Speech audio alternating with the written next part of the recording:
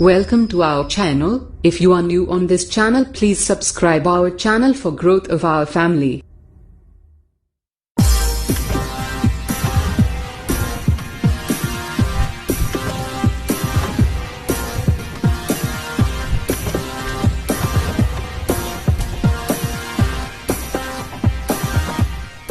Hello students, first of all greetings to all and welcome to all. As you know that we have started the very first chapter of chemistry for class 12 CBSE, that is chapter 1 solid state, in the last video lecture. And in the last video lecture we have studied about the introductory part of this chapter, that is solid state. And we were go through the articles of this chapter, that is matter, existence of matter, solid state, classification of solids. Then in the classification of solids we come to know that the solids are classified in the following two types on the basis of their internal structure, that is first one is crystalline solid and other one is amorphous solids. Clear? I think it all will be clear in if you have studied the lecture 1 of solid state. After that I am here to have the lecture 2 for the solid state, lecture 2 solid state. So before starting the lecture 2 solid state, I will recall the articles covered in the last video lecture. Just recall, not give complete knowledge about them. So if any of the student didn't watch the last video lecture and didn't study the last video lecture, it is recommended to him that he can study the last video lecture, that is lecture 1 solid state, before go through the lecture 2 of solid state. So just recall them. Matter. What is matter? Matter is anything that has mass and occupies space. Anything that has mass and occupies space. That is every substance which satisfy the two conditions, that is having mass and occupation of space. Occupation of space, that is occupied space of any object, is also known as its volume. Is it clear? I think matter जो term है वो आपने last video lecture में तो पढ़ी होगी और इससे पहले आप अर्लियर क्लासेस में भी इसे पढ़ के आ चुके हैं. सो हम इसके बारे में कुछ ज्यादा बातें नहीं करते, फिर भी मैं आपको बता देता हूं. Everything which has mass and occupy space, that is known as matter. Clear है? तो चलिए अगले आर्टिकल की तरफ बढ़ते हैं जो हमने लास्ट वीडियो लेक्चर में कवर किया है. Existence of matter. A matter exist one of the three common physical states, that is solid state, liquid state and gas state. अगर मैं बात करूं solid state की, solid state होता क्या है? So solid state से पहले हम solids को स्टडी कर लेते हैं. So solids होते क्या हैं? All the substances or matter having definite shape as well as definite volume. What? Definite shape as well as definite volume. So अभी मैं आपको थोड़ी सी बात बता देना चाहता हूं. लास्ट वीडियो लेक्चर में जब हम इसकी डेफिनेशन दे रहे थे तो by mistaken slip of tongue की वजह से क्या हो गया था, वहां डेफिनिट मास बोला गया था. सो उसे बच्चे आप रिप्लेस कर दोगे किससे? डेफिनिट शेप से. ठीक है? It all occurred by mistake. Clear है? सो उसे रिप्लेस कर लीजिएगा. सो सॉलिड्स की डेफिनेशन क्या होती है? All the matter or substances having definite shape as well as definite volume. मतलब किसी सब्सटेंस का अगर शेप डेफिनिट है एंड आपका वॉल्यूम ऑक्यूपाइड स्पेस डेफिनिट है तो वो क्या होगा? वो सॉलिड कहलाएगा. क्लियर है? फॉर एग्जांपल, इसके कुछ एग्जांपल भी आपने कंसीडर किए हुए हैं. सो उनमें से एक कॉमन सा एग्जांपल जो आपके सामने है वो दिखा रहा हूं. क्या है? मान लो ये मार्कर है, तो ये मार्कर एक सॉलिड का एग्जांपल है. अब कैसे है इसे समझ लेते हैं. देखिए, अगर मैं इसकी बात करूं तो ये मेरी पॉकेट में भी उतना ही, अगर मैं इसे अपनी पॉकेट में रखूं तो उतना ही स्पेस ऑक्यूपाई करेगा. जितना कि एक टेबल पर करेगा। क्लियर है? मतलब इसका occupied space that is volume definite है। क्लियर है? और जब मैं इसे क्या करता हूं, वेइंग स्केल पर रखता हूं, तो इसमें कुछ मास भी होता है। क्लियर है? दैट्स व्हाई इसका डेफिनिट मास है और डेफिनिट शेप है, और इसीलिए हम क्या बोल सकते हैं, इस मार्कर को सॉलिड बोल सकते हैं। क्लियर है? सो सॉलिड का कॉमन एग्जांपल मैंने आपको बता दिया। अगर आप जानते हैं जो मेटल्स आपकी रूम टेम्परेचर पर करती हैं वो क्या कहलाती हैं, सॉलिड्स कहलाती हैं। इसी तरीके से आयनिक कंपाउंड सॉलिड्स होते हैं, जनरली सॉलिड्स होते हैं। इसी तरीके से अगर हम बात करें किसकी, स्टोन की, बुक्स की, पेन की, चेयर की, ठीक है, फ्लोर की, ये सब के सब आपके क्या हैं, सॉलिड्स हैं। और भी बहुत सारे एग्जांपल सॉलिड्स के होते हैं, लाइक डायमंड। क्लियर है? सो अभी हम बात कर लेते हैं किसकी, इसके बाद जस्ट आते हैं लिक्विड्स एंड गैसेस पर। एक्चुअली होता क्या है एग्जिस्टेंस में, मैं आपको बता देता हूं कि एग्जिस्टेंस में सॉलिड स्टेट में या सॉलिड में एग्जिस्ट करता है, दूसरा या तो सॉलिड स्टेट में एग्जिस्ट कर सकता है, फिर लिक्विड स्टेट में एग्जिस्ट कर सकता है, लिक्विड स्टेट, या फिर गैसियस स्टेट में एग्जिस्ट कर सकता है, गैसियस स्टेट में एग्जिस्ट कर सकता है। क्लियर है? अब ये जो लिक्विड स्टेट है और गैसियस स्टेट है वो यहाँ क्लास 12 के चैप्टर 1 सॉलिड स्टेट वाले सिलेबस में नहीं है, because we have studied both liquid state and gaseous state in the earlier class, that is class 11th chapter 5 states of matter. Is it clear? Hope that it all will be clear. So ये हमारे syllabus में नहीं है, लेकिन ये आपके class 12th के syllabus में है, ये क्लास 12th के सिलेबस में है, प्रॉपरली पढ़नी है। तो अभी हम इसके बारे में जिक्र करेंगे, लेकिन इससे पहले हमने सॉलिड्स को पढ़ा। क्लियर है? सॉलिड्स अगर हम बात करें, अब सॉरी, ठीक है, उसे पढ़ने से पहले हम सॉलिड्स स्टडी करते हैं, जैसे कि हमने अभी किया है। सॉलिड्स क्या होते हैं, डेफिनिट शेप। अगेन बता देता हूं कि पहले जो लेक्चर 1 है उसमें बाय मिस्टेकन आपका क्या है, जो यहां डेफिनिट शेप है इसकी जगह डेफिनिट मास था, which is too wrong. Clear है? सो इसे आप रिप्लेस कर लीजिएगा शेप से। क्लियर है? सो सॉलिड्स के बाद आपने क्या कर लिया, डेफिनिट वॉल्यूम। तो ऐसे सारे सब्सटेंस जिनका डेफिनिट शेप डेफिनिट वॉल्यूम होता है वो क्या कहलाते हैं, सॉलिड्स कहलाते हैं। क्लियर है?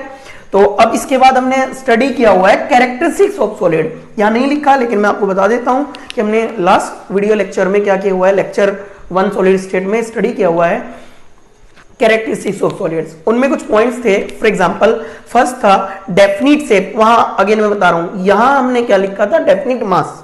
क्लियर है? By mistaken. सो मैं आपको बताता हूं, फर्स्ट पॉइंट जो कैरेक्टरिस्टिक्स का था उसमें था definite shape and definite volume. Clear है? तो इनके डेफिनिट शेप डेफिनिट वॉल्यूम होते हैं। ठीक है? सेकंड पॉइंट, ये आपका हाई इनकम्प्रेसिबिलिटी शो करते हैं और लो कंप्रेसिबिलिटी शो करते हैं। ठीक है? मतलब ये ऑलमोस्ट इनकम्प्रेसिबल होते हैं। क्या होते हैं? इनकम्प्रेसिबल। अब ये इनकम्प्रेसिबल होने से मतलब क्या है, जब इन पर हम इनकी शेप में कोई चेंज नहीं हो रहा होता, मतलब ये प्रेस वगैरह नहीं हो रहे होते। क्लियर है? सो इस प्रॉपर्टी को बोलते हैं कंप्रेसिबिलिटी, सॉरी इनकम्प्रेसिबिलिटी। क्लियर है? कंप्रेस मतलब प्रेस ना होने की टेंडेंसी, ये प्रॉपर्टी, इसे बोलते हैं इनकम्प्रेसिबिलिटी। तो सॉलिड्स ऑलमोस्ट इनकम्प्रेसिबल होते हैं। क्लियर है? या इनकी जो इनकम्प्रेसिबिलिटी होती है वो बहुत हाई होती है। क्लियर है? इसके बाद हमने स्टडी किया था interparticle spaces between interparticle spaces of solids very very small, that is negligible होते हैं। क्लियर है? इसके बाद हमने स्टडी किया हुआ होता है कि जो इंटरपार्टिकल फोर्सेस ऑफ अट्रैक्शन होते हैं वो बहुत स्ट्रॉन्ग होते हैं, बहुत हाई होते हैं। क्लियर है? वो बहुत हाई होने का रीजन है क्योंकि पार्टिकल्स आपके बहुत ज्यादा क्लोज हो जाते हैं, तो डिस्टेंस कम होने से फोर्सेस ऑफ अट्रैक्शन का मैग्नीट्यूड बढ़ जाता है। क्लियर है? इसके बाद नेक्स्ट आर्टिकल था आपका क्या, next article almost inability to flow था। क्या था? Inability to flow. तो जो सॉलिड्स होते हैं वो आपके क्या होते हैं, अनेबल टू फ्लो होते हैं, मतलब वो फ्लो नहीं कर पाते। मतलब अगर मैं इस मार्कर को अपनी पॉकेट में रखूं तो ऐसा नहीं कि मेरे चलते चलते ये मार्कर फ्लो करके शर्ट की पॉकेट से पैंट की पॉकेट में आ जाए या फिर नीचे फर्श पर चला जाए फ्लो करके, ऐसा नहीं होता। क्लियर है? सो इसका मतलब इनमें आपका लिक्विड्स या गैसेस की तरह फ्लो करने की टेंडेंसी नहीं होती, और जब इनमें फ्लो करने की टेंडेंसी नहीं होती तो इन्हें नॉन फ्लूइड्स बोला जाता है। क्या बोला जाता है? Non fluids. और जो आपके पास लिक्विड्स और गैसेस होते हैं उनमें आपकी क्या होती है? फ्लो करने की टेंडेंसी होती है। दैट्स वाई उन्हें क्या कहा जाता है? फ्लूइड्स बोला जाता है, उन्हें फ्लूइड्स बोल देते हैं। क्लियर है? सो अभी आगे बढ़ते हैं। इसके बाद इनकी डेंसिटी बहुत हाई होती है। शायद ये पॉइंट मैंने आपको डिस्कस ना करा हो तो फिर भी मैं आपको बता देता हूं। इनकी डेंसिटी जो होती है, डेंसिटी क्या होती है? डेंसिटी होती है मास ऑफ यूनिट वॉल्यूम। अगर ये यूनिट हो, जो भी मास होगा उस सब्सटेंस का, that will be known as density. तो होता क्या है, out of solids, liquids and gases, जो सॉलिड्स होते हैं उनमें mass content in the unit volume वो ज्यादा होता है, इसी वजह से उनकी डेंसिटी भी ज्यादा होती है।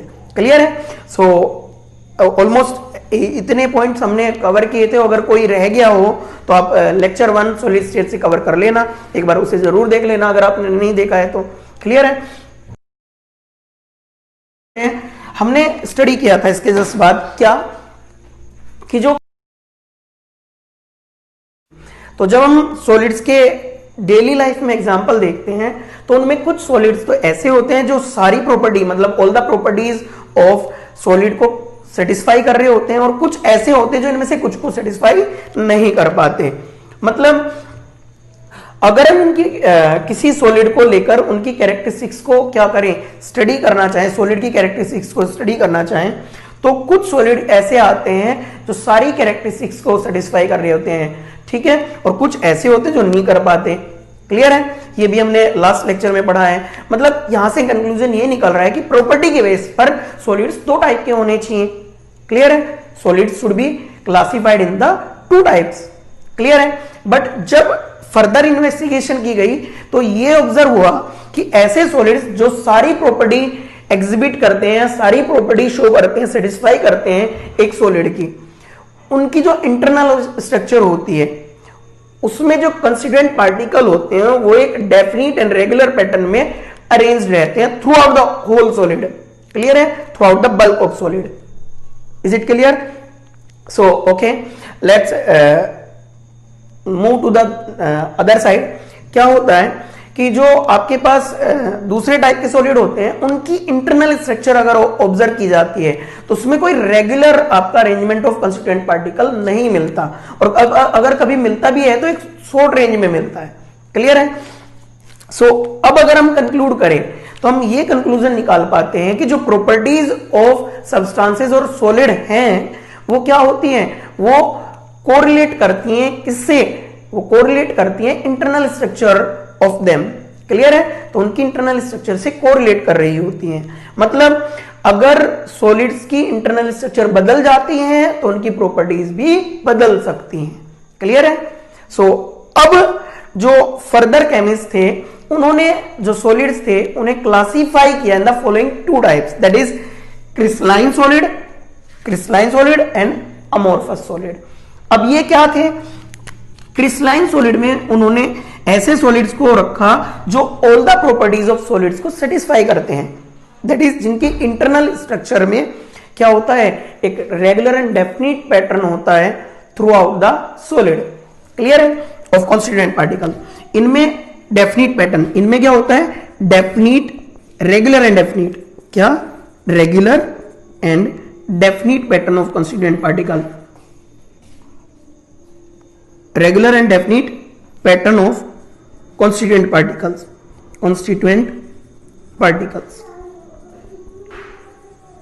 और इनमें कोई रेगुलर एंड डेफिनिट पैटर्न नहीं होता।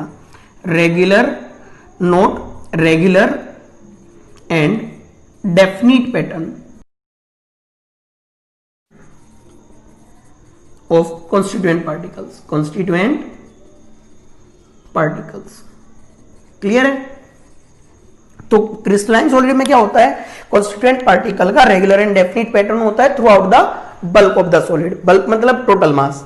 अब ये कॉन्स्टिट्यूएंट पार्टिकल से मतलब क्या है? जैसे कॉन्स्टिट्यूएंट पार्टिकल होते हैं बिल्डिंग ब्लॉक्स। बिल्डिंग ब्लॉक मतलब जिन भी पार्टिकल से मिलकर एक मैटर या सब्सटेंस बना हुआ है उन्हें क्या बोल देते हैं हम? उन्हें बोल देते हैं कॉन्स्टिट्यूएंट पार्टिकल्स। अब जैसे कि अगर मैं बात करूं एक रूम को हम कंसिस्ट कर रहे होते हैं, जब हम एक रूम को का कंस्ट्रक्शन करते हैं तो उसके कंस्ट्रक्शन के लिए मिनिमम बेस यूनिट क्या चाहिए होती है, हमें चाहिए होती है ब्रिक्स। सो ब्रिक्स को रखकर हम क्या कर रहे होते हैं, एक रूम का प्रिपरेशन करते हैं बेसिकली। सो जो बेस यूनिट है दैट इज जिससे मिलकर एक रूम बना है वो क्या है, ब्रिक्स। तो ब्रिक्स क्या है, उसकी बिल्डिंग ब्लॉक है। क्लियर है। इसी तरीके से मैटर के लिए जो बिल्डिंग ब्लॉक होते हैं या फिर कॉन्स्टिट्यूएंट पार्टिकल होते हैं वो एटम्स, मॉलिक्यूल्स और आयंस होते हैं। बिकॉज एक मैटर या तो एटम से मिलकर बना होता है, मॉलिक्यूल से या फिर आयंस से। क्लियर है। सो अब बात कर लेते हैं regular and definite pattern through out the bulk of the solid, through out the bulk of the solid, bulk of the solids. Clear है। और इनमें क्या होता है, इनमें कोई रेगुलर एंड डेफिनिट पैटर्न नहीं होता। अगर कभी होता भी है तो एक शॉर्ट रेंज में हो रहा होता है। क्लियर है। अगर कभी किसी सॉलिड में एक regular arrangement, regular and definite arrangement of constituent particle आ जाता है, वो शॉर्ट एरिया में होता है, शॉर्ट जोन में होता है। क्लियर है। सो जो क्रिस्टलाइन सॉलिड हैं इन्हें हम क्या कह देते हैं, इन्हें ट्रू सॉलिड भी बोलते हैं बच्चे। क्या बोलते हैं, ट्रू सॉलिड्स। क्यों, क्योंकि ये क्या करते हैं, ये all the properties of solids को सेटिस्फाई करते हैं। इसी तरीके से इन्हें क्या करते हैं, इसमें एक लॉन्ग रेंज में, मतलब जितनी भी स्ट्रक्चर है होल स्ट्रक्चर में क्या होता है, होल स्ट्रक्चर में एक रेगुलर एंड डेफिनिट पैटर्न होता है कॉन्स्टिट्यूएंट पार्टिकल का। क्या होता है, रेगुलर एंड डेफिनिट पैटर्न। इसीलिए क्या बोलते हैं हम, इन्हें बोल सकते हैं लॉन्ग रेंज ऑर्डर्ड। ऑर्डर्ड मतलब definite and regular, regular definite pattern, long range ordered solids. Clear है, कोई प्रॉब्लम तो नहीं। सो आपको समझ आ गया होगा कि इन्हें ट्रू सॉलिड और लॉन्ग रेंज ऑर्डर्ड सॉलिड्स बोलते हैं। क्लियर है। सो क्रिस्टलाइन तो बोलते ही हैं। नेक्स्ट इधर अब अगर मैं बात करूं तो अमोर्फस सॉलिड कौन से होते हैं जिनमें regular and definite pattern of constituent particle नहीं होता। अगर होता भी है तो एक शॉर्ट रेंज में होता है। सो इसीलिए इन्हें आपका देखो क्या बोल सकते हैं, पहला प्रॉपर्टी के बेस पर, क्योंकि ये सारी प्रॉपर्टी एग्जिबिट नहीं करते एक सॉलिड की, सारी प्रॉपर्टीज को सेटिस्फाई नहीं करते, इसलिए इन्हें बोल सकते हैं हम फॉल्स सॉलिड। क्या बोल सकते हैं, फॉल्स सॉलिड। मतलब ये सॉलिड तो है लेकिन सॉलिड की सारी प्रॉपर्टी एग्जिबिट नहीं करते, तो ऐसे सॉलिड को हम स्यूडो सॉलिड भी बोलते हैं बच्चे, PSEUDO, स्यूडो सॉलिड्स। क्लियर है, आई थिंक क्लियर होगा। सो इसके बाद अगर मैं बात करूं, इसके बाद मेरे पास क्या है, अमोर्फस सॉलिड को एक और नाम से जाना जा सकता है। किसके बेस पर, कभी कभी जब शॉर्ट रेंज में रेगुलर एंड डेफिनिट पैटर्न होता है उसके बेस पर इन्हें बोल सकते हैं शॉर्ट रेंज ऑर्डर्ड सॉलिड्स। जबकि हर केस में ये आपका क्या, शॉर्ट रेंज में भी रेगुलर एंड डेफिनिट पैटर्न नहीं होता। क्लियर है, कभी कभी होता है, कुछ सॉलिड्स में होता है। Short range ordered solids, ordered solids. Clear है, कोई प्रॉब्लम नहीं होगी। ठीक है। सो अब एक छोटी सी टर्म जो थी वो अमोर्फस, इसका मीनिंग क्या था। ठीक है, अब मैं बात कर लेता हूं अमोर्फस टर्म का मीनिंग। ये हमने लास्ट वीडियो में भी कवर किया हुआ है सब कुछ। सो इसमें अमोर्फस टर्म से मतलब होता है नो फॉर्म, और मैंने आपको बताया था कि इसे हम नो डेफिनिट फॉर्म भी कंसीडर कर सकते हैं। क्लियर है, no definite form. Amorphous term means होता है क्या, इस टर्म का मीनिंग होता है नो फॉर्म, नो फॉर्म और no definite form, no definite form. Clear है, इसीलिए इसमें आपका कोई डेफिनिट अरेंजमेंट नहीं हो रहा होता। क्लियर है। सो चलिए अभी अगर हम आगे बात करें तो welcome dear students to the lecture 2 of solid state, और अब आगे के आर्टिकल्स हम इसमें कवर करने वाले हैं। क्लियर है। सो चलिए, जैसे कि अभी आपने लास्ट लेक्चर में स्टडी किया हुआ है, क्या सॉलिड्स दो टाइप में क्लासिफाई किए गए, क्रिस्टलाइन सॉलिड, दूसरा अमोर्फस सॉलिड। ठीक है, इनकी डेफिनेशंस हम कवर कर चुके हैं, और साथ साथ मैं एग्जांपल एक बार और आपको रिकॉल करा देता हूं। जो क्रिस्टलाइन सॉलिड के एग्जांपल्स थे, क्रिस्टलाइन सॉलिड्स जिनमें regular and definite pattern of constituent particle through out the bulk of solid, यानी कि टोटल मास ऑफ सॉलिड में होता है, इंटरनल स्ट्रक्चर ऑफ सॉलिड में होता है, क्लियर है? उनके एग्जाम्पल्स, ये एग्जाम्पल्स की बात है बच्चे, बस एग्जाम्पल्स। क्लियर है? सो जो एग्जाम्पल्स होते थे, इसमें एग्जाम्पल की अगर मैं बात करूं तो इसमें फर्स्ट है आयनिक solids, ionic compounds. Ionic compounds सारे सॉलिड होते हैं, आयनिक कंपाउंड्स, और आयनिक सॉलिड्स भी बोल सकते हैं, आयनिक सॉलिड्स। क्लियर है?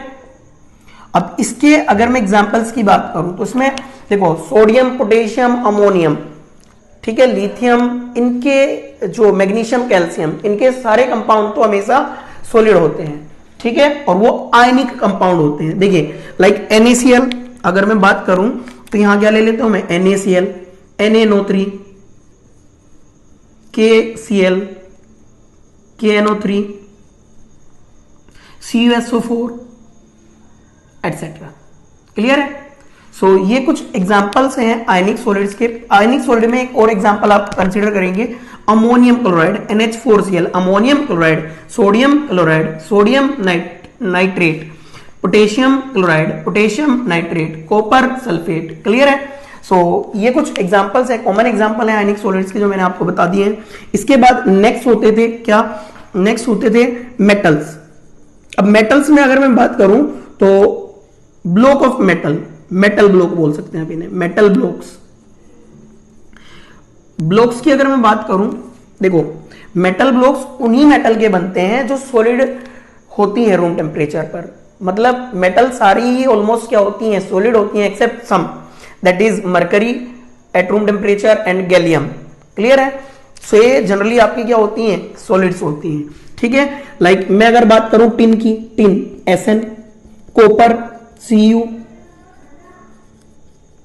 Zinc Zn, iron Fe, sodium, potassium वगैरह तो आपको पता ही है ये। और कुछ एग्जांपल्स हैं किसके, निकेल,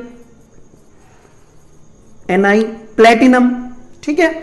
और भी कुछ एग्जांपल्स हमने उसमें स्टडी किए होंगे तो देख लेना, ठीक है, पहले वाले लेक्चर में। इसके बाद कुछ organic compounds, organic compounds, organic compounds. अब इसके लिए कंडीशन है क्या, organic compounds having definite MPT, melting point, ठीक है। मेल्टिंग पॉइंट से मतलब वो टेम्परेचर जिस पर एक सॉलिड मेल्ट हो रहा होता है, मतलब वो टेम्परेचर जिस पर एक सॉलिड की लिक्विड स्टेट और सॉलिड स्टेट दोनों टुगेदर एग्जिस्ट करती हैं, उसे बोलते हैं मेल्टिंग पॉइंट। उस टेम्परेचर को मेल्टिंग पॉइंट कहा जाता है। क्लियर है? तो जिनके लिए फिक्स्ड मेल्टिंग पॉइंट होंगे ऐसे ऑर्गेनिक क्रिस्टलाइन सॉलिड्स, तो उनकी कुछ एग्जांपल लाइक नेफ्थेलीन, बेंजोइक एसिड। अब बेंजोइक एसिड का फॉर्मूला भी आपको पता होना चाहिए। बेंजोइक एसिड का formula C6H5COOH, molecular formula. Clear है? सो अब आगे बात करूं तो इस तरीके से, और sugar, urea etcetera, sugar, urea etcetera, ठीक है। और भी बहुत सारे हो सकते हैं जिनके मेल्टिंग पॉइंट डेफिनिट होते हैं। क्लियर है? So compounds, metals, organic compounds having definite melting points. इसके अलावा भी मतलब इस डायमंड, ग्रेफाइट। अब ग्रेफाइट तो आपने देखा ही है, जो सेल्स होते हैं उसमें आपका इलेक्ट्रोड की फॉर्म में यूज होता है, या फिर जो पेंसिल्स होती हैं, जो पेंसिल का टिप होता है उसमें भी उसे बनाने के लिए यूज हो रहा होता है, ठीक है। डायमंड, डायमंड ज्वेलरी वगैरह में यूज होता है, आपने 10th क्लास में पढ़ा हुआ है, ग्रेफाइट भी पढ़ा हुआ है। इसी तरीके से एक होता है क्वार्ट्ज।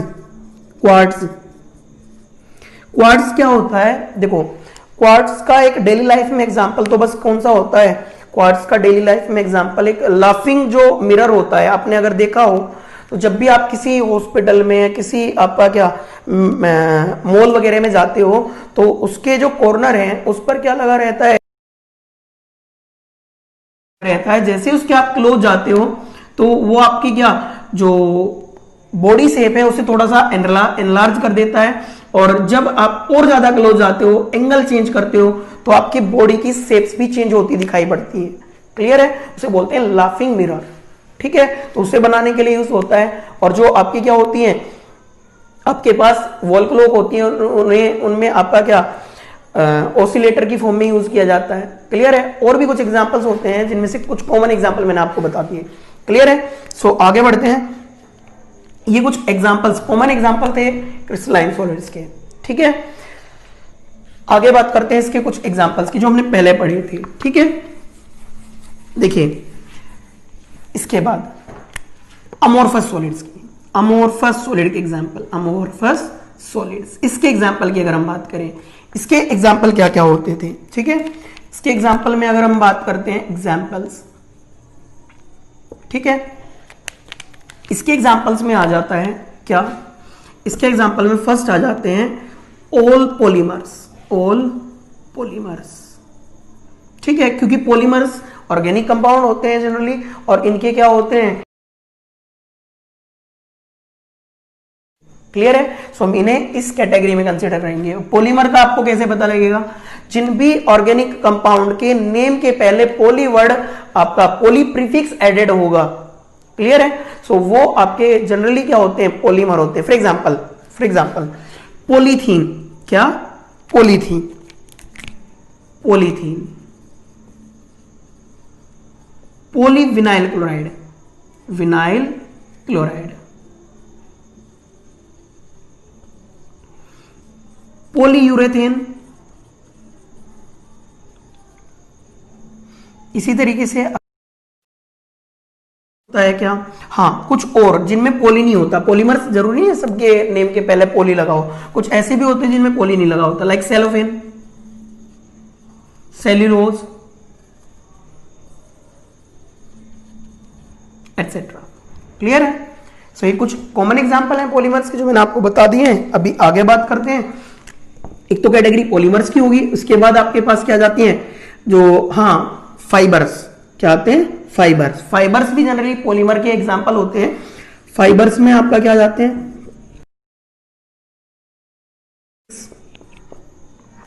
नायलॉन के फाइबर आ जाते हैं, टेरिलीन डेक्रोन आ जाता है, टेरिलीन डेक्रोन, ठीक है।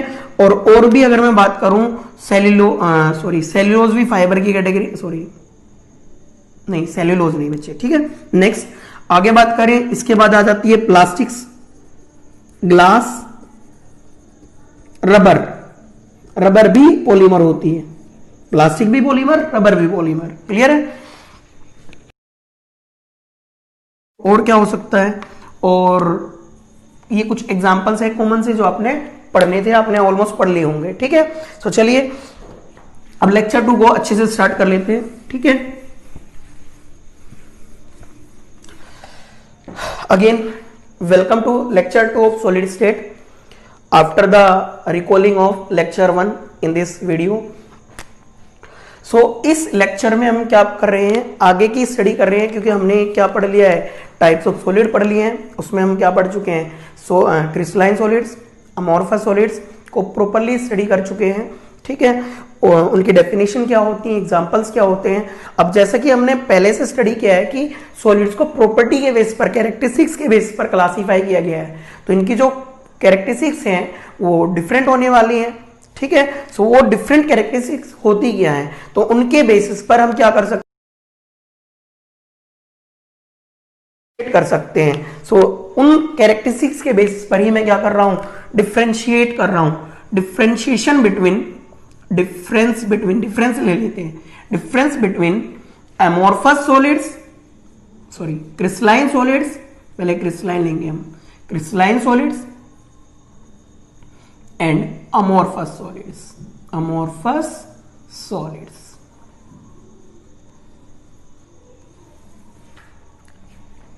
सो चलिए, जैसे कि आप रेगुलर ट्रेंड में आप करते आए हैं, क्या एक साइड बोर्ड के एक दो पोर्शन बना लेते हैं, एक साइड क्रिस्टलाइन सॉलिड लिख लेते हैं, क्रिस्टलाइन सॉलिड, और नेक्स्ट दूसरी साइड में लिख लेते हैं अमोर्फस सॉलिड्स, ठीक है। आई थिंक सब कुछ समझ आ रहा होगा आपको। सो फर्स्ट पॉइंट पर चलते हैं। एक्चुअली फर्स्ट पॉइंट क्या बता रहा होता है, फर्स्ट पॉइंट यही बताता है कि ये आपके क्या होते हैं, इनमें रेगुलर एंड डेफिनिट पैटर्न होता है, रेगुलर एंड डेफिनिट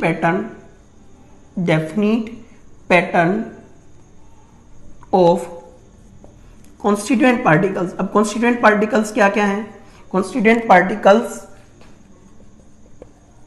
होते हैं दोनों में ही, एटम्स, मॉलिक्यूल्स और आयंस। कॉन्स्टिट्यूएंट आयंस हुआ करते हैं, ठीक है, इनमें से कोई भी हो सकता है। Regular and definite pattern of constituent, मतलब ये क्या है, they have regular and definite pattern of constituent particles through out the bulk of solid, through out the bulk of solid, bulk of.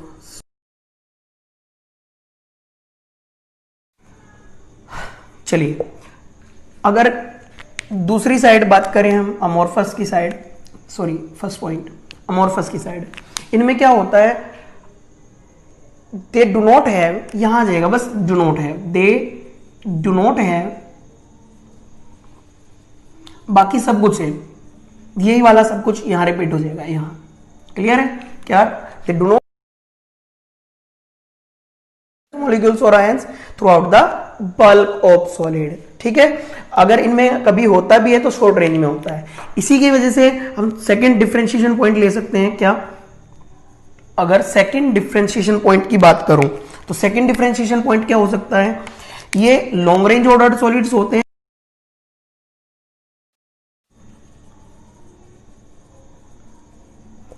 ठीक है, और ये क्या होते हैं, ये होते हैं short range ordered solids, short range ordered solids, ठीक है।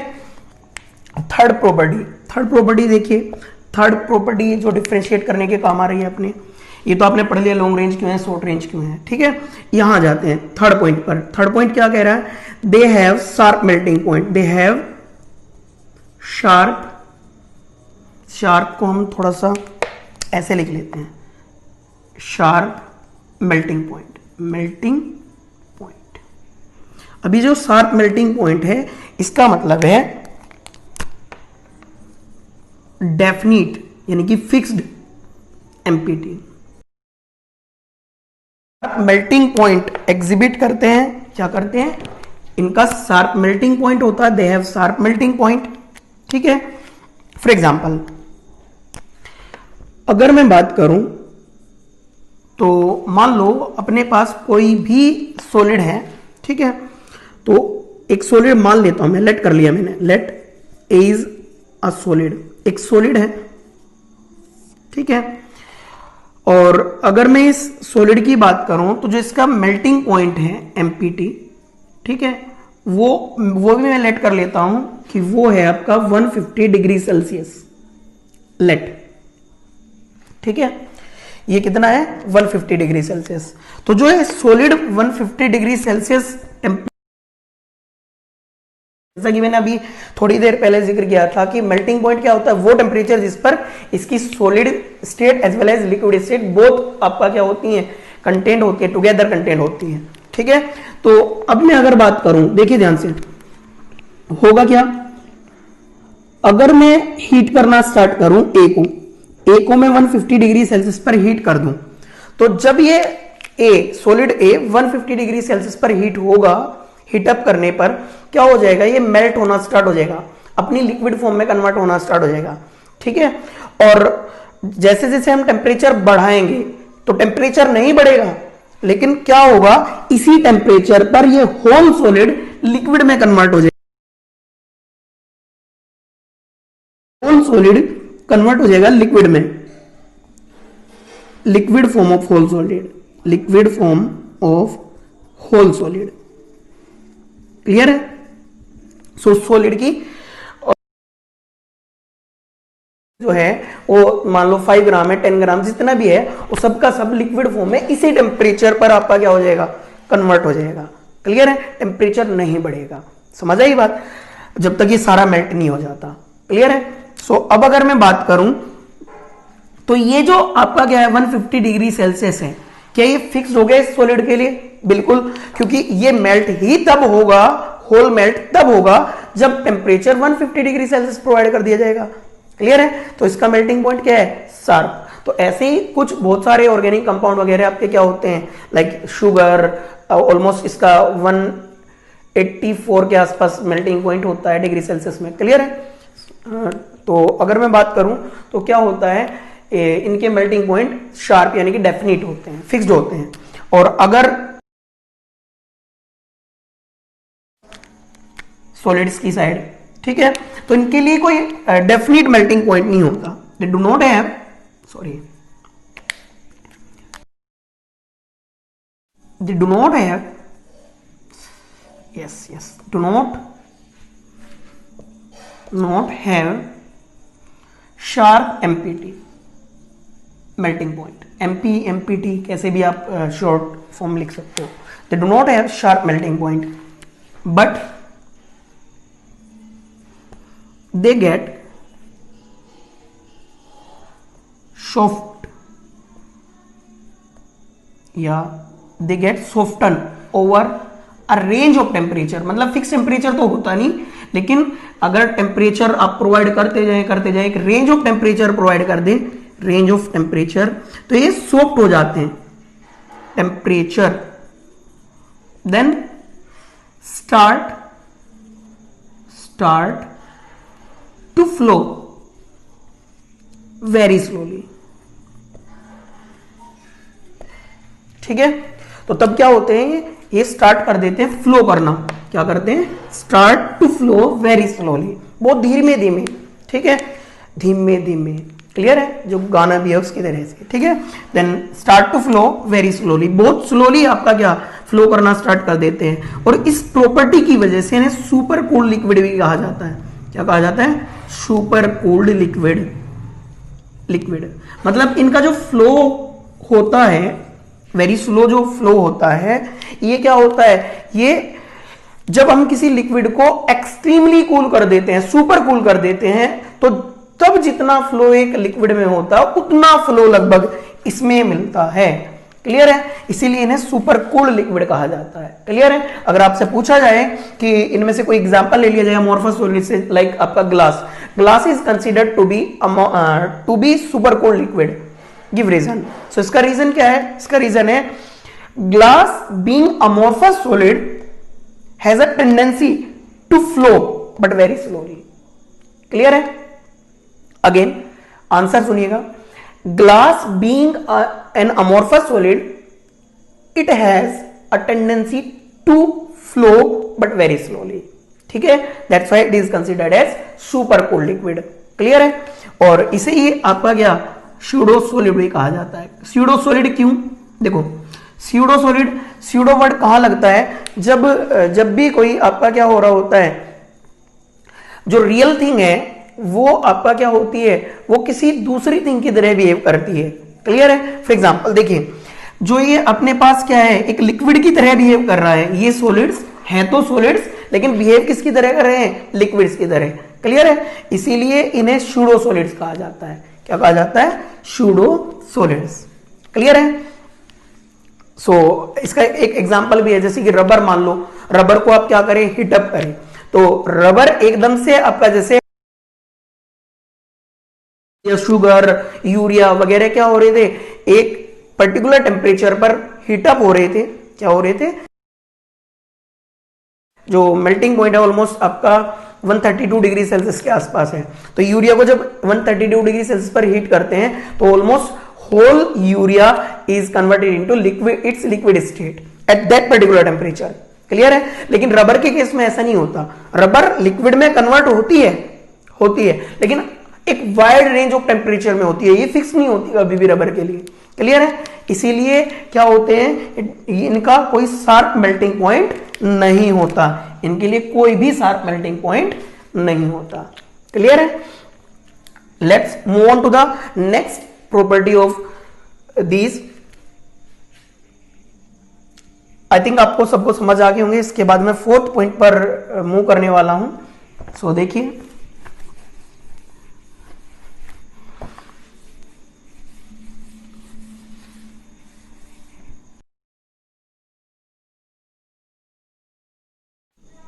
Then fourth, cleavage property. क्या बोलते हैं इसको हम? क्लीवेज प्रॉपर्टी बोलते हैं बच्चे, क्लीवेज प्रॉपर्टी। अब क्लीव वर्ड कहां यूज किया जाता है? जहां कुछ काटा जाता है। क्लियर है? So cleavage property, they show cleavage property, show cleavage property. अब आपको समझ नहीं आ रहा होगा कि ये क्या है, ठीक है, तो मैं आपको बता देता हूं। क्लीवेज प्रॉपर्टी दैट इज, अगर मैंने शार्प एज टूल से कट करता हूं, शार्प भी हो, it doesn't matter, sharp edge tool होना चाहिए, क्लियर है। शार्प एज टूल और शार्प एज नाइफ से अगर मैं इन्हें कट करता हूं तो ये जो कट करने के बाद न्यू सरफेस जो बनती हैं वो रेगुलर एंड प्लेन होती है, मतलब स्मूथ होती हैं, क्लियर है। सो इस प्रॉपर्टी को बोलते हैं क्लीवेज प्रॉपर्टी। जो भी सॉलिड्स शार्प एज टूल से कट करने के बाद plane and regular surface provide करते हैं ऑफ न्यू पीसेस, तो वो आपके क्या कहलाते हैं, वो क्लीवेज प्रॉपर्टी को शो करते हैं, क्लियर है। फॉर एग्जांपल देखिए, तो पहले मैं इसे लिख देता हूं, दे show property, cleavage property that is they provide plane and regular surfaces of new pieces formed after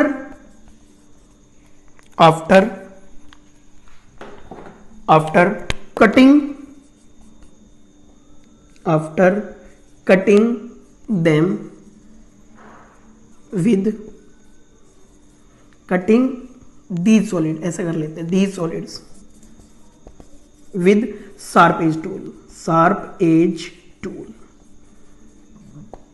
जब भी शार्प एज टूल और नाइफ से इन्हें कट करते हैं तो इनकी जो सरफेसेस हैं वो रेगुलर एंड प्लेन आती हैं, तो इस प्रॉपर्टी को बोलते हैं क्लीवेज प्रॉपर्टी। फॉर एग्जांपल मान लो एक मेटल पीस है, मेटल किसका एग्जांपल होता है, क्रिस्टलाइन सॉलिड का। तो मैं एक मेटल ले लेता हूं और जब मैं इसे कट करता हूं, तो अगर मैं शार्प एज टूल से कट करूं तो जो नए आपके क्या बनेंगे, नए पीसेस बनेंगे, उनकी जो सरफेस होगी वो क्या होगी, प्लेन एंड रेगुलर होगी, जिगजैग नहीं होगी, ठीक है ना। कैसी है, प्लेन एंड रेगुलर सरफेस। ये नए पीस है, new surfaces are plane and regular, new surfaces are plane and regular, clear है। तो जो नई सरफेस होंगी वो प्लेन एंड रेगुलर होने वाली है, नॉट जिगजैग, ठीक है, क्लियर है, समझ आई बात। सो अब अगर मैं बात करूं दूसरी साइड, ठीक है, दूसरी साइड अगर मैं बात कर लेता हूं, ये जो फोर्थ पॉइंट है, ठीक है, तो ये क्लीवेज प्रॉपर्टी शो नहीं करते हैं, ठीक है। तो मैं यहां लिख देता हूं सीधे सीधे, दे डू नॉट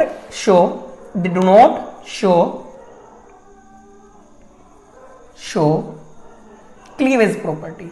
इनमें से कोई भी क्लीवेज प्रॉपर्टी शो नहीं करता। मतलब जब हम क्या करते हैं, इन्हें कट करते हैं, क्या करते हैं, इन्हें कट करते हैं शार्प एज टूल से या शार्प एज नाइफ से, तो होता क्या है, लाइक रबर, ये मेटल पीस था, मेटल, और ये ले लेता हूं मैं रबर का एग्जांपल, क्योंकि रबर किसका एग्जांपल है, रबर है अमोर्फस सॉलिड का एग्जांपल।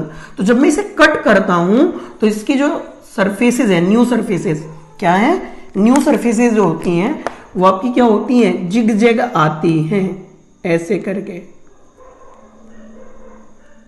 क्लियर है, ऐसे जिगजैग सरफेस होती हैं, ठीक है, जिगजैग सरफेसेस, क्लियर है, कोई प्रॉब्लम तो नहीं है। आई थिंक समझ आ गया होगा यहां तक। तो इसके बाद एक अदर प्रॉपर्टी और है, उसे भी डिस्कस कर लेते हैं, जिससे जो हमारा difference between crystalline solid and amorphous solid है वो अच्छे से क्लियर हो जाए। सो नेक्स्ट जो प्रॉपर्टी है उस पर मूव करते हैं। दिस इज फिफ्थ प्रॉपर्टी,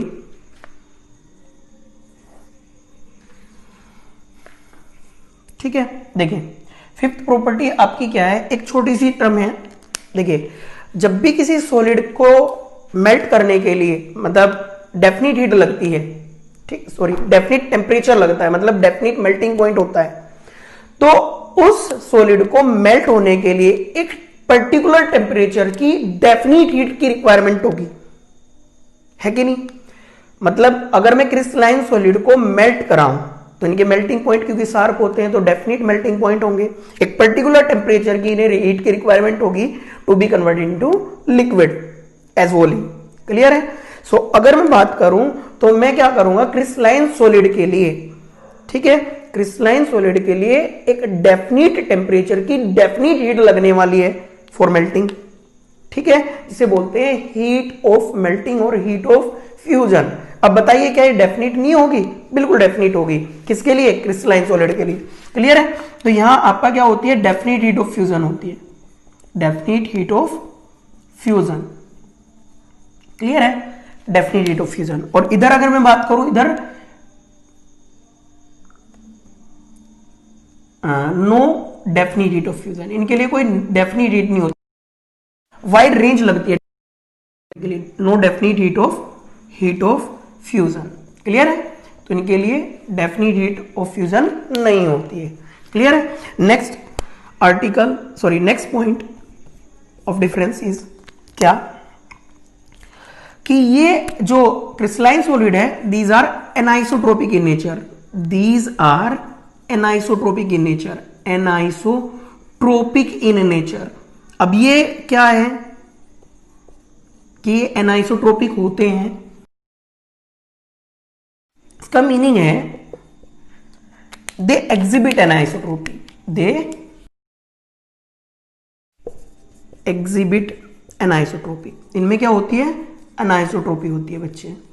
ठीक है, अब हमें ये पढ़ना जरूरी है एनाइसोट्रोपी होती क्या है। क्लियर है? सिमिलरली इनमें एनाइसोट्रोपी होती है तो उनमें एनाइसोट्रोपी नहीं होती है। अभी हम इसे आ रहे हैं कि एनाइसोट्रोपी होती क्या है। 6 पॉइंट। अब जब नॉट एनाइसोट्रोपिक होते हैं तो इन्हें लिखते हैं these are isotropic, iso an हटा दिया था तो ये बचेगा आइसोट्रोपिक, आइसोट्रोपिक। क्लियर है?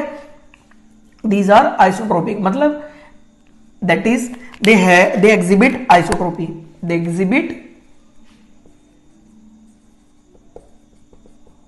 आइसोट्रोपी। क्लियर है? अब बात कर लेते हैं एनाइसोट्रोपी क्या होती है। इसके लिए आपको सॉलिड का इसी तरीके से अमॉर्फस सॉलिड का एक कॉमन एग्जांपल ले लेंगे। क्लियर है? तो फिलहाल मैं बता देता हूं आपको, देखिए ध्यान से। मैं यहां एक आयनिक सॉलिड का एग्जांपल ले रहा हूं बच्चे, आयनिक सॉलिड। ठीक है, क्या आयनिक सॉलिड एग्जांपल होते हैं क्रिस्टलाइन सॉलिड के? होते हैं कि नहीं? हाँ बिल्कुल होते हैं। तो आयनिक सॉलिड में अगर मैं बात करूं तो आयनिक सॉलिड में जो अरेंजमेंट होता है इस तरीके से होता है, पहले कैटायन फिर एनायन, या पहले एनायन फिर कैटायन, मतलब each cation is surrounded bye anion. Clear है? फिर क्या होगा? फिर से आपका क्या इस तरीके से अरेंजमेंट होगा। चलो मैं बना देता हूं पहले, ठीक है, बाद में बात कर लेंगे इसके बारे में। और फिर से आपका ए फिर बी, फिर बी नेगेटिव, ठीक है, और यहां B negative and this is also B negative. बना के दिखा देता हूं आपको, A positive, A positive, negative, A positive, फिर ए पॉजिटिव, फिर से बी नेगेटिव। क्लियर है? फिर ए पॉजिटिव, फिर ए पॉजिटिव एंड फिर यहां जाएगा बी नेगेटिव। क्लियर है? So B negative and then here is A positive. Sorry, in an ionic solid each ion is surrounded by oppositely charge ion. ठीक है, so अगर हम बात करें यहां तो ऐसा कुछ अरेंजमेंट हो जाएगा एक सॉलिड में।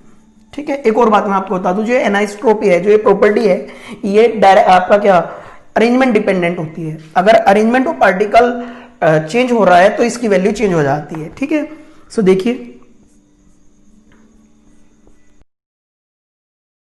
मेरे पास क्या एक आयनिक सॉलिड का कॉमन सा एग्जांपल मैंने मान लिया है। ठीक है, वो है, अब मैं अगर बात करूं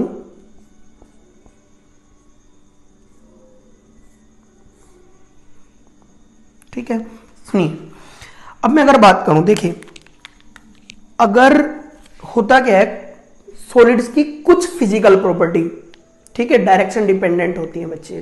ठीक है। डायरेक्शन भी क्या कहूं मैं कहूं कि अरेंजमेंट डिपेंडेंट होती है, ठीक है, which lie in the different direction. Clear है। सो अगर मैं बात करूं कुछ physical property like refractive index of glass, refractive index clear है। इसी तरीके से थर्मल एक्सपेंशन,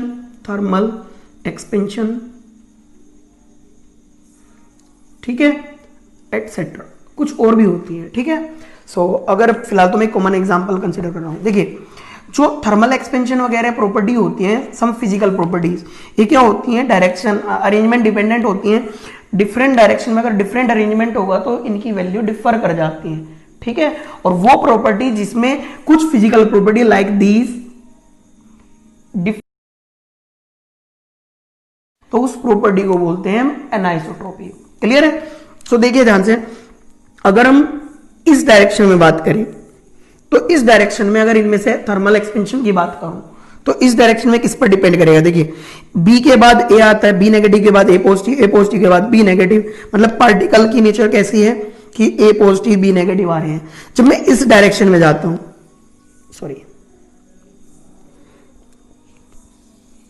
जब मैं इस डायरेक्शन में बात कर रहा हूं, इस वाली में, ठीक है, तो यहां ए पॉजिटिव आ रहे हैं, तो पार्टिकल का अरेंजमेंट बदल रहा है।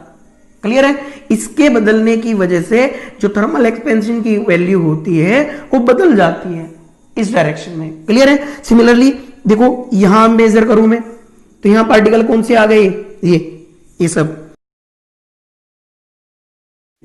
ठीक है। सो होता क्या है, कुछ फिजिकल प्रॉपर्टीज की वैल्यू जब डिफरेंट डायरेक्शन में डिफरेंट वैल्यू देती हैं तो उस प्रॉपर्टी को बोलते हैं एनाइसोट्रॉपी। और ये किसकी कैरेक्टर,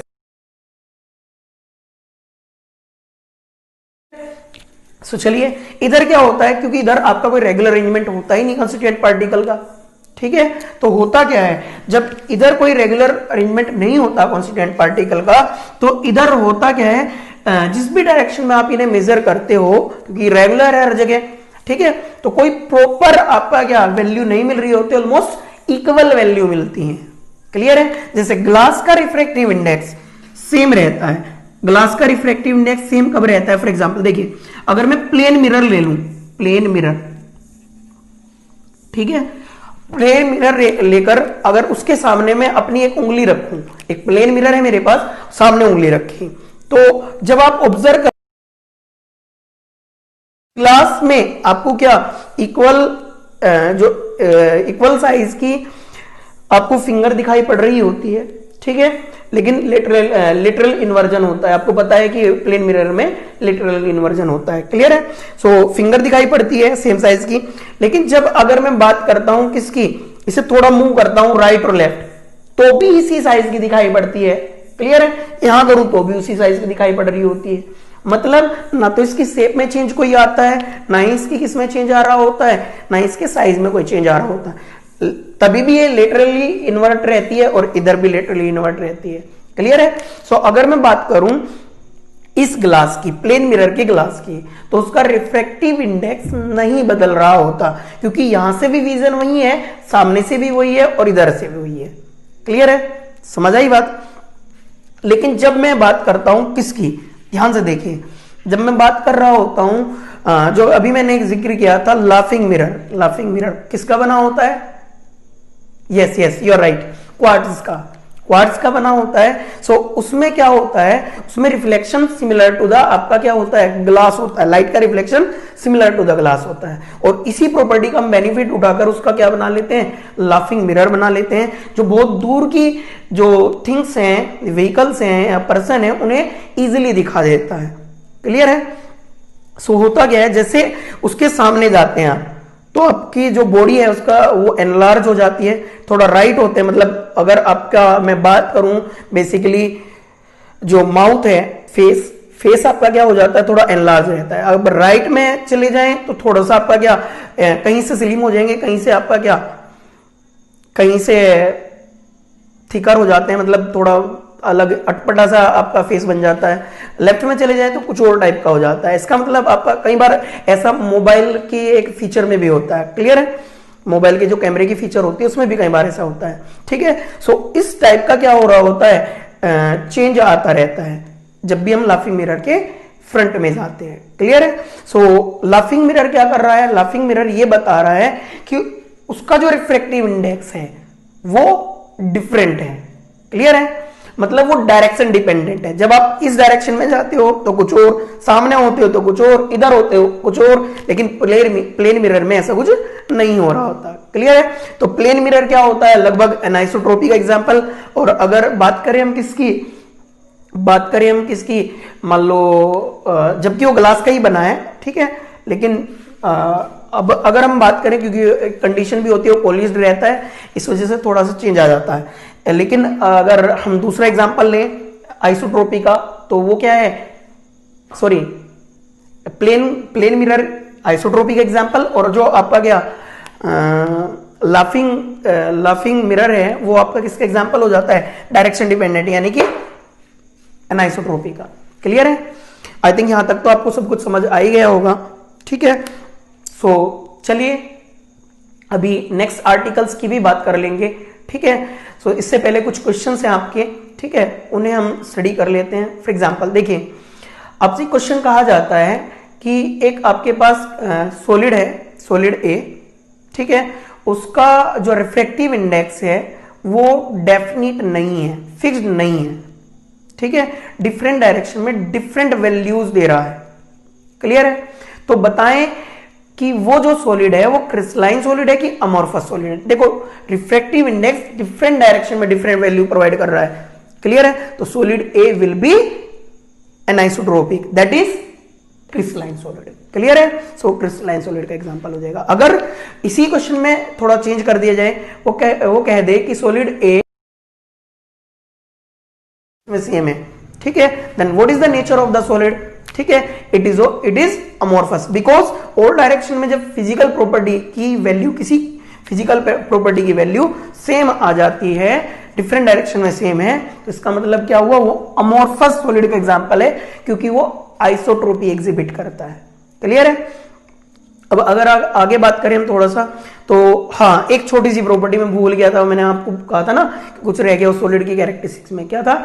रिजिडिटी था। रिजिडिटी, सॉलिड्स रिजिड होते हैं बच्चे, मतलब नॉन फ्लेक्सिबल। क्लियर है? सो चलिए अब मैं क्वेश्चन कर लेता हूं, व्हाई सॉलिड्स आर रिजिड। ठीक है, सॉलिड्स रिजिड क्यों होते हैं? ठीक है, तो ये डिपेंड कर रहा होता है इंटरमोलिकुलर फोर्सेस ऑफ अट्रैक्शन पर। अगर इंटरमोलिकुलर फोर्सेस ऑफ अट्रैक्शन बहुत हाई होंगे, बहुत ज्यादा स्ट्रॉन्ग होंगे, तो रिजिडिटी ज्यादा होती है। क्लियर है?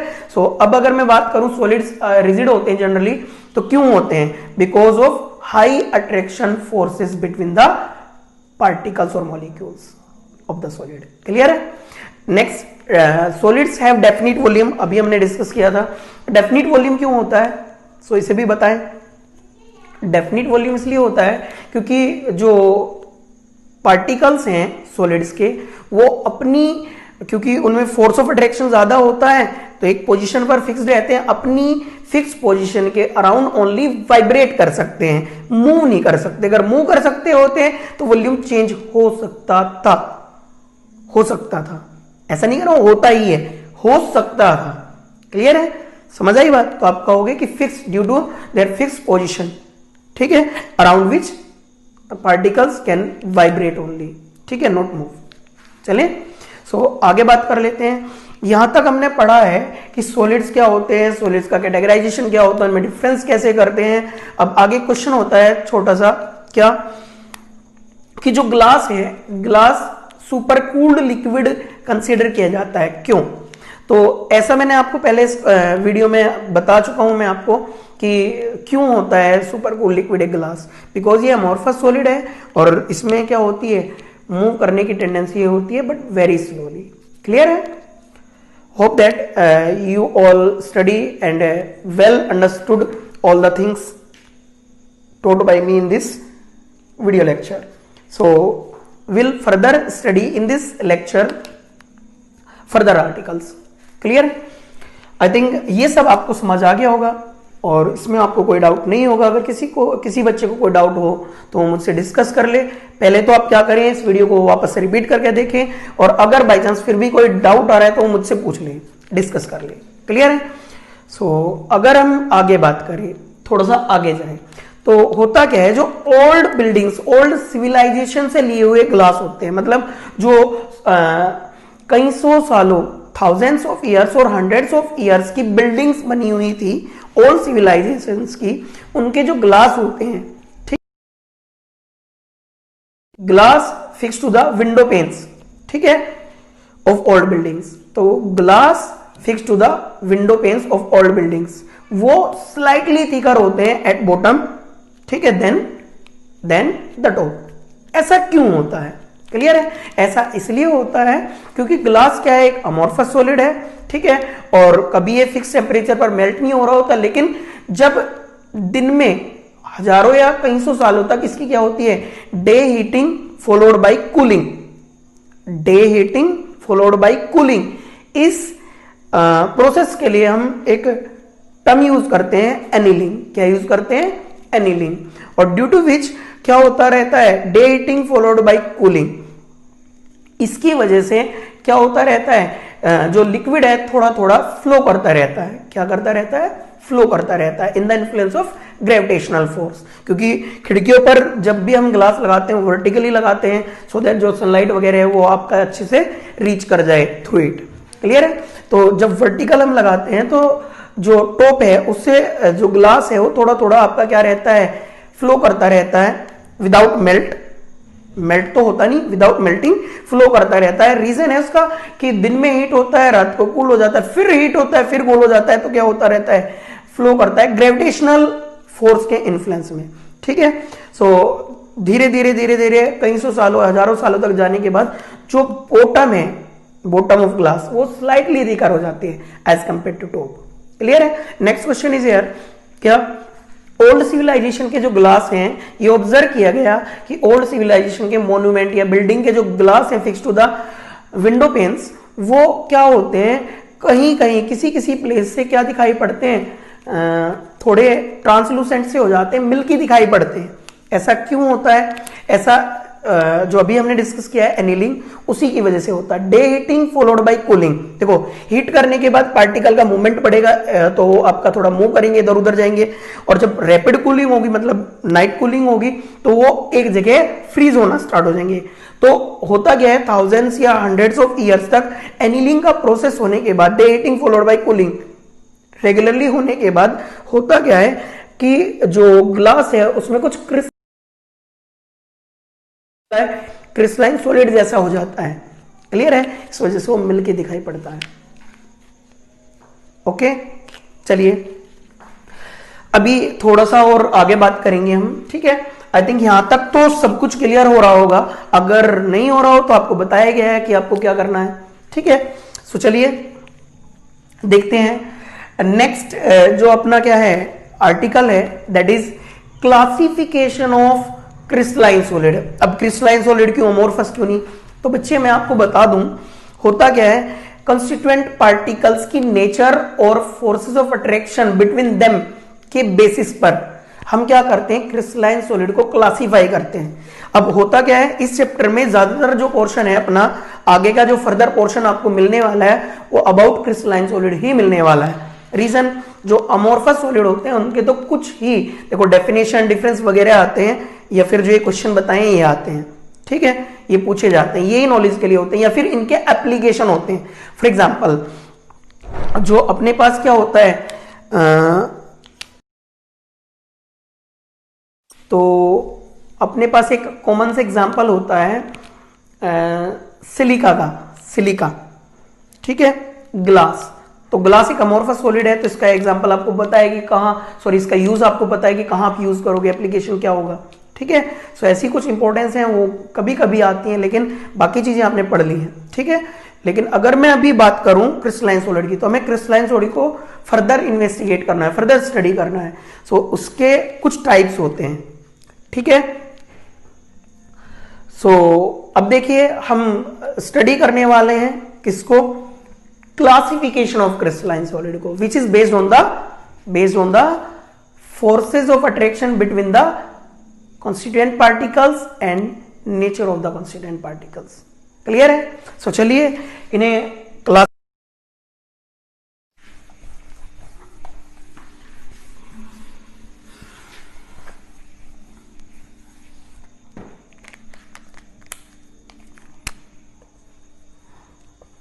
Classification of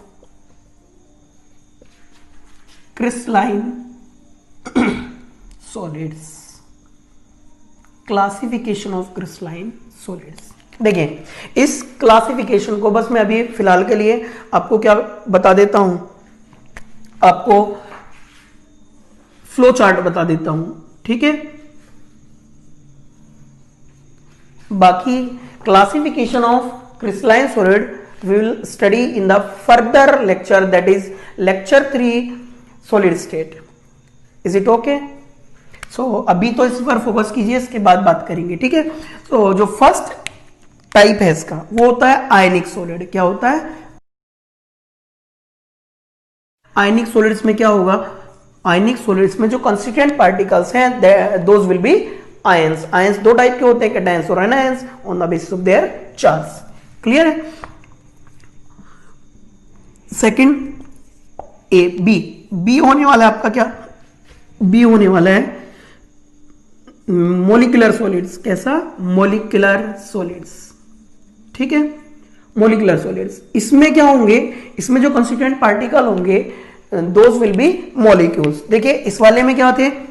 constituent particle, CP, constituent particle कह देता हूं फिलहाल के लिए इन्हें, ठीक है। Constituent particles, P particles. Clear है? सो इसमें आयंस होते हैं, इसमें मॉलिक्यूल्स होते हैं। क्या होते हैं? मॉलिक्यूल्स, ठीक है। अब अगर मैं यहां बात करूं, जो अपने पास थर्ड है that will B metallic solids. Metallic solids, इसमें सारी अपनी मेटल्स आती हैं, ठीक है। और इसमें जो कंस्टिट्यूएंट पार्टिकल होता है बच्चों, एटम्स होते हैं। क्या होते हैं? एटम्स, ठीक है। अभी फर्दर इसके बारे में आगे डिस्कस करेंगे हम नेक्स्ट वीडियो लेक्चर में, ठीक है। तो अभी अगर बात करें तो नेक्स्ट होता है अपने पास कोवेलेंट सॉलिड्स। क्या होता है? कोवेलेंट सॉलिड्स, ठीक है। इसमें भी क्या होते हैं? कॉन्स्टिट्यूएंट पार्टिकल्स, एटम्स होते हैं। फिर हमने इन्हें एक साथ क्यों नहीं ले लिया? तो होता क्या है, इसमें जो क्या है कॉन्स्टिट्यूएंट पार्टिकल्स के बात करें तो यहां जो फोर्सेस ऑफ अट्रैक्शन होती है वो डिफर कर जाते हैं थोड़ा इससे। क्लियर है? इसी वजह से इसे अलग टाइप में क्लासिफाई कर दिया गया है। क्लियर है? होप दैट आप सबको इस वीडियो लेक्चर में पढ़ाई गई सारी चीजें आपको समझ आ रही होंगी। अगर समझ आ रही हैं तो ठीक है बच्चे, आप अच्छे से प्रैक्टिस कीजिए। अगर किसी बच्चे को समझ नहीं आई तो पहले वो रिपीट करे इस वीडियो लेक्चर को, और उसके बाद मुझसे डिस्कस कर ले अगर उसे समझ नहीं आ रहा है तो, किसी भी आर्टिकल में कोई भी प्रॉब्लम हो। क्लियर है? सो आज बच्चे हम इस वीडियो लेक्चर में यहीं तक रखने वाले हैं। Hope that